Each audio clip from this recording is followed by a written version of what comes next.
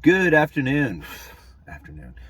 Good morning, everybody. Uneducated Economist here. So, yesterday I had a conversation with my friend, and she was asking me how come it is that we don't have stability. Like, how come there's never seemingly to be a stable time for the economy, for jobs markets, for everything? Like, everything seems to be going up or down or whatever, but there's never seems to be like a continuous time of just stability.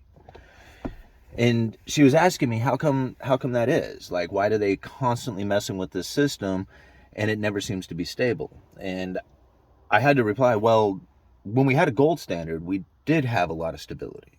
There was stable prices where they didn't fluctuate very much.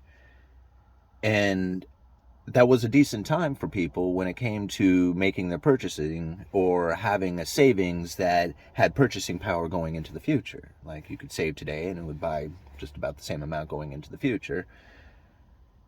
And all you had to do was just hold on to your money, work and save. And that was a pretty simple way of going about things. And there was a lot of stability to prices. The problem with it is that during the gold standard, we had boom and bust cycles that people just really could not handle. And what I mean by that is that during the good times, they thought the good times would always roll. But what they end up happening is that they will overexpand themselves, put themselves at the very end of their reach, and then when the cycle turns, they can no longer function in that economy. So pretty much taking on too much debt or not being prepared to have a downturn in business. So if your business is running really well, you start, expanding your business to meet the capabilities of the profits that you're making. Does that make sense? Like, you have more business, you buy more trucks. Well, when the business cycle turns, then you're overexpanded.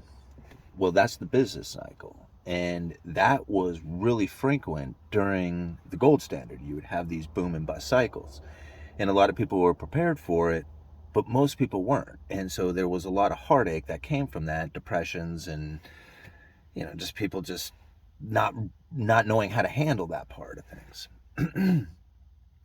Now we got a little bit different situation here. Like, what a lot of people don't realize is that we have a lot of stability within our lives. Right? This social safety nets that are available to the people, they don't realize how much of a stable line that provides to people. Right? To be able to have EBT cards, to go out and be able to purchase food with money that you didn't earn. I mean, that's a stable life. I mean, people don't realize that there was a time in people's lives where they actually had to farm for a living. Like, they had to plant food or else they died. I mean, that's like do or die situation. Now people can walk the streets, be homeless, have cell phones, EBT cards. I mean, the way of life that we live nowadays is not even comparable to what we used to have. But now we have these boom and bust cycles when it comes to debt, when it comes to the expansion of the economy. See, the stability was traded for the boom and bust cycles of business to the booms and bust cycles of debt. And now it's not a matter of how much business you're doing, but more of how much debt are you willing to go into. And if you're willing to go deeper into debt, then the better life and stability that will be provided for you. Now, on the contrary to that, what you end up having is the inability to service your debt. And that's where the booms and busts start coming from, is now these debt cycles. If the expansion in debt continues, everybody's happy. Everybody gets to pay their debts, everybody gets to expand their businesses. But when you have a contraction of the debt, then you have the bust cycles.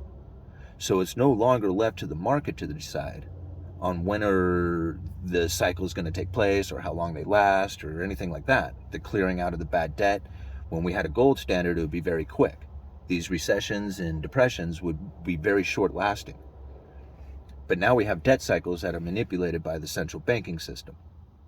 And so they can make these debt cycles last very long using quantitative easing programs and the purchasing of U.S. treasuries and mortgage-backed securities and manipulating the housing markets and all the debt markets that are out there. creating special purpose vehicles and getting people to move into corporate debt.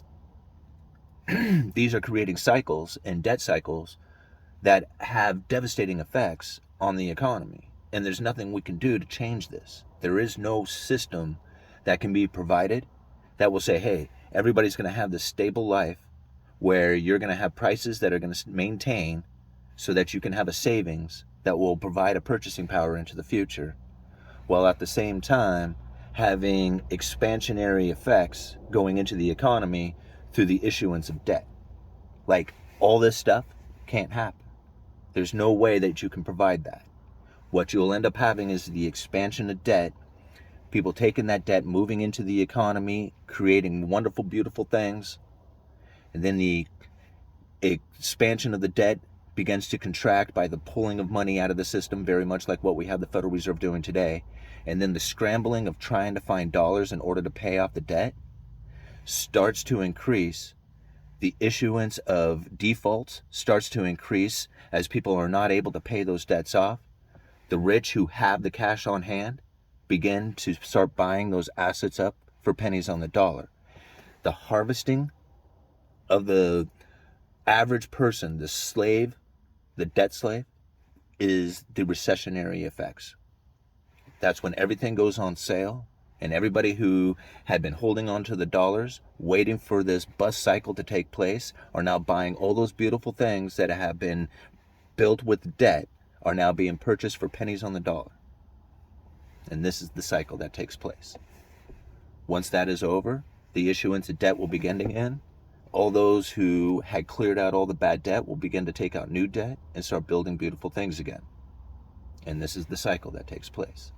There is no changing that. That's not gonna change with modern monetary theory. That's not gonna change with a gold standard. That's not gonna change with anything. This is how the system works. And when you have this expansionary effects, when it reaches its peak, you know it, because the separation of classes really begins to take effect. And that's what we're having. I mean, just take a look around. How much complaint is there out there about,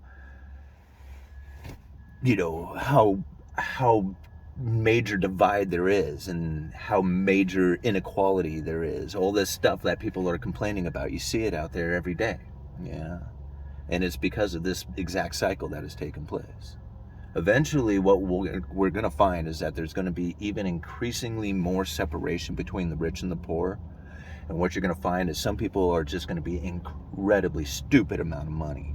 And then there's going to be a bunch of people who are on the other side of the wedge who are going to be scrambling to eat. It's going to get worse, like, until this cycle absolutely pops, and then the redistribution happens again, where everybody goes under and there's mass bankruptcies and countries are failing and currencies are failing. Yeah, this is going to happen. I mean, how long it takes, what it looks like, I have no idea.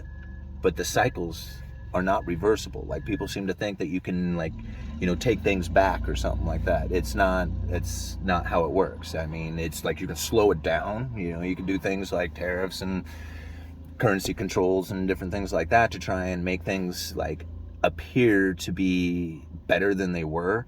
But it's a cycle it's like a life. It's like you can't reverse the aging process. It's just going to happen. Uneducated Economist. You guys let me know.